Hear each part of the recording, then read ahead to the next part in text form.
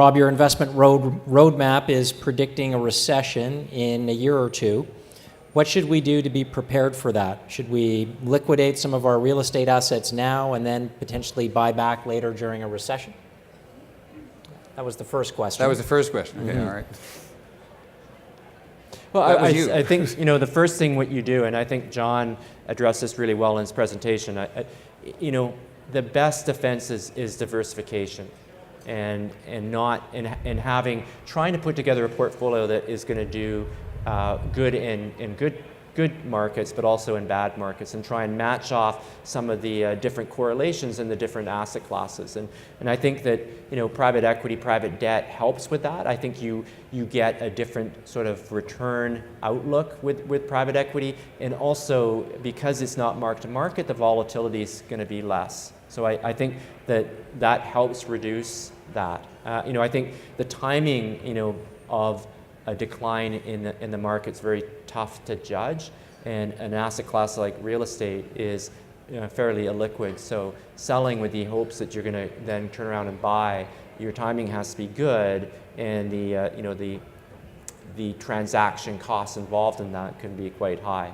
So I think we're more of a long-term investor, and we think you have to set your asset mix right before you get into that kind of environment, and I think that's what we try and do.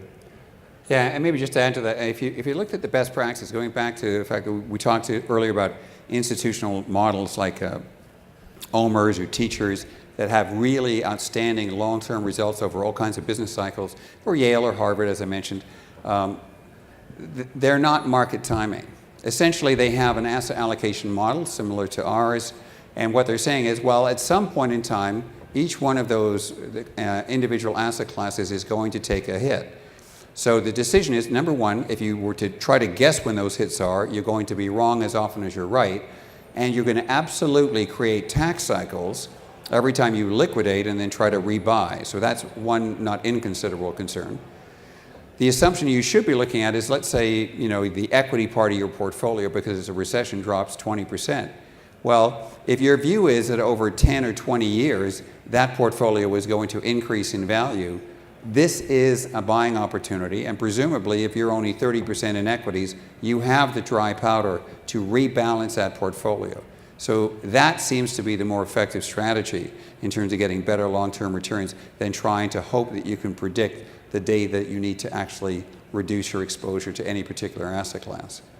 I mean, the other thing I would talk about, when I showed the chart that showed inflation, deflation versus inflation, I think in the next recession, that's the key that you need to get right.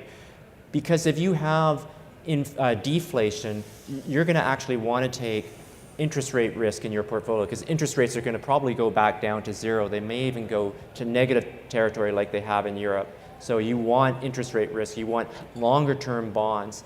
But if you believe, and I think that this is a risk, if you believe that you're going to have more inflation, you don't want any interest rate risk. And certainly in this environment, as rates move higher, that's the case. And in a lot of our portfolios, as much as possible, we've tried to take as much interest rate risk out as we can.